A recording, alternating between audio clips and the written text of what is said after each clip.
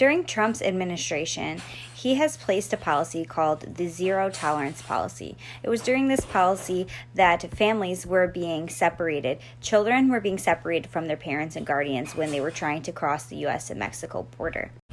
Children were then being held in detention centers, and adults were being held in federal jails. These conditions were horrible. They were reported that children were left in dirty clothes, with dirty diapers, with shirts and stains all over their clothes. They never were able to get a bath when they crossed the border. They were held in cells that were filled with way too many people, complete overcrowding in both the adult cells and the children's cells. Cells that were supposed to hold 35 people were holding 155 people. These conditions were horrible. In recent years, we have also seen Islamophobia being more present in our society. This is a result of politicians and the media often ostracizing and demonizing the Muslim and Islamic community.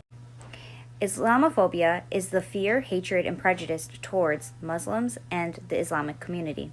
It is this type of media that is created and fostered an environment that legitimizes Islamophobia as normal. As a result, Muslims have been targeted, they have been attacked, they have been killed for just being themselves. Now that we define what these two conditions are, it's necessary for everyone to be aware of the impact Islamophobia and Trump's separation at the border policy has on individuals. Imagine leaving everyone and everything you know behind to flee violence, war, religious persecution, or a natural disaster in hopes of safety beyond the borders, only to be met with anger, hate, blame, violence, mistreatment, and discriminatory practices. As a nation founded on principles of freedom and liberty, we must all make a conscious effort to increase our understanding and awareness of these unjust policies and the long-term traumatic effects it has on our targeted refugee and Middle Eastern Muslim population.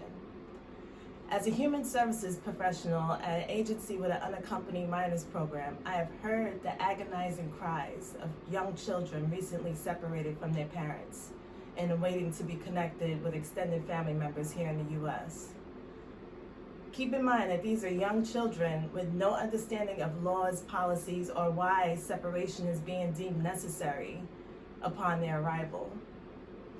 I would like you all to take a second and think about a close family member or friend and the safety and comfort they bring to your life.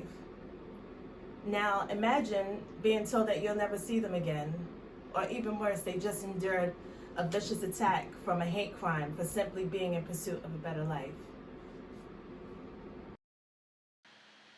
Hi, my name is Natita Talley, and I'm going to bring together everything that was discussed. Imagine being separated from your parents at any age within a foreign country and never having a true family upbringing, therefore not knowing who you are, or being called demeaning names due to your religion or culture that you were born into or chosen to be a part of, with millions of innocent people being affected by the policies in place that they had no say in. You have to enforce change. Your immediate attention at the micro to macro levels is needed and starting today.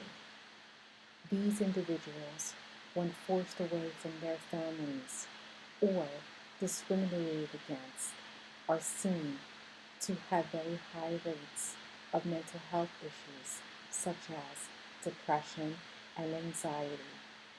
Call for social workers in the field to help. With policy reform, we can work to change the system on issues that lessen acts of ridicule towards those who are deemed to be different, that families stay together. We cannot continue to keep oppressing people through policies. Let's work today